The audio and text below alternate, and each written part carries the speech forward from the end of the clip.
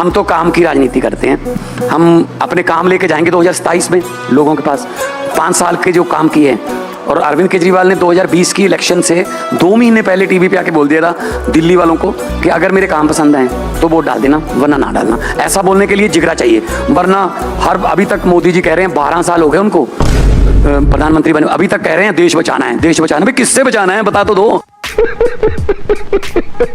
6-7 बार देश बचा चुके हैं, अभी भी वो देश बचाने के लिए विदेश गए हुए हैं, ठीक है ना।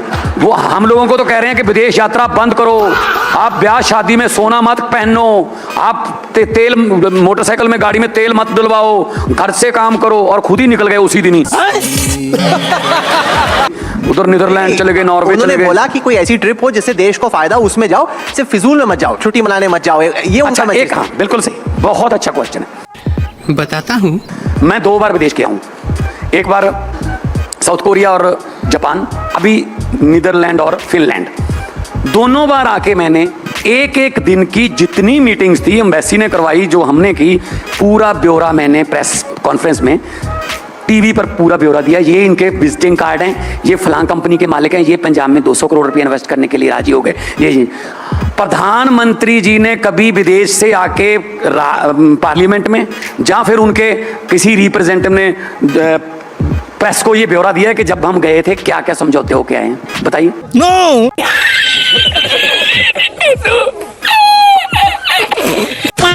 आप तो बड़े पत्रकारों में हैं, आपको तो प्रधानमंत्री के साथ जाना चाहिए था ना। मनमोहन सिंह साथ लेके जाते थे, पूरा प्लेन भर के जाता था। ट्रंप भी अब जाता है, जब एक आध प्रेस कॉन्फ्रेंस तो वो एयरफोर्स 1 में भी करता है ना। कौन जाता है प्रधानमंत्री के साथ? आके कोई डिटेल देते हैं कि हमने नीदरलैंड में क्या किया, नॉर्वे में क्या काम तो था। सुबह से लेकर रात तक मीटिंग चलती रहती है ना, ऐसा थोड़ी कुछ चिपके कर रहे हैं। प्यारी समझ गई।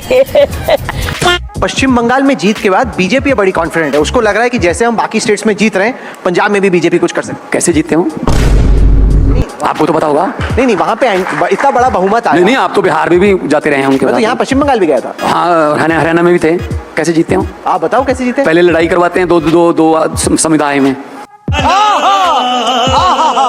फिर एक समुदाय की तरफ हो जाते हैं, डराते हैं, बम धमाके भी होते हैं, दंगे भी होते हैं। नूह में दंगे हुए, मणिपुर जल गया, बिहार में लड़ाई हुई, बंगाल में कत्ल हुए, तो इसका मतलब पंजाब में भी ऐसा कराएंगे। क्योंकि बीजेपी की स्ट्रेटजी ऐसी लग रही कि इस वक्त एक सिख फेस को वो आगे करेंगे। वैसे ही आपके पार्टी के कुछ राज्यसभा एमपीज आ गए और वो अभी गांव में उतनी नाराजगी नहीं है जैसे पहले दिक्कत हो रही थी कैंपेन करने में, अब वैसा नहीं है जैसे पहले था। बीजेपी को लग रहा है कि इस बार पंजाब में वो अच्छा कर सकता है। आप इस स्ट्रेटजी को कैसे देखते हैं? क्या लिख रहे हो आप? बीजेपी को 2027 में, पहले हमारा रिकॉर्ड है आपके साथ ऐसा लिखने का। अभी मजा आएगा ना भिड़ो। लाओ एक कैमरा लाओ भाई, कैमरा कहें, कैमरा लाओ, कैमरा लाओ, कैमरा लाओ, कैमरा लाओ, कैमरा लाओ। क्या लिख रहे हैं आप? कह रहे हो कि बीजेपी को 2027 में 1 से 2 सीट,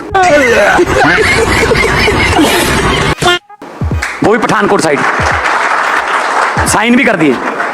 क्यों आपको लग रहा है कि ऐसे आएंगे? मैं लोगों में रहता हूं जी, ये लिख लेना, रोक लो।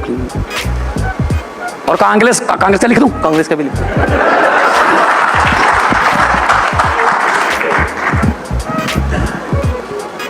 कितनी दे रहे हो तुसी कांग्रेस को? Single figure. ठीक लगा ले थोड़ा जा। मैं करता हूं 1 to 9 कांग्रेस को। क्या अकालियों को? साइन इसके नीचे भी कर दूं, ऊपर वाले चल जाएंगे। एक ऑर्डर का चल जाएगा। हाँ। नहीं, वो अकालियों को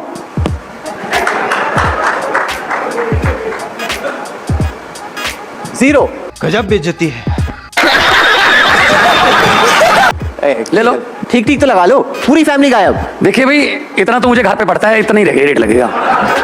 अपना तो बताया नहीं आपने पिछली बार। बाकी जितनी बच गई वो दे दो सारी। हाँ।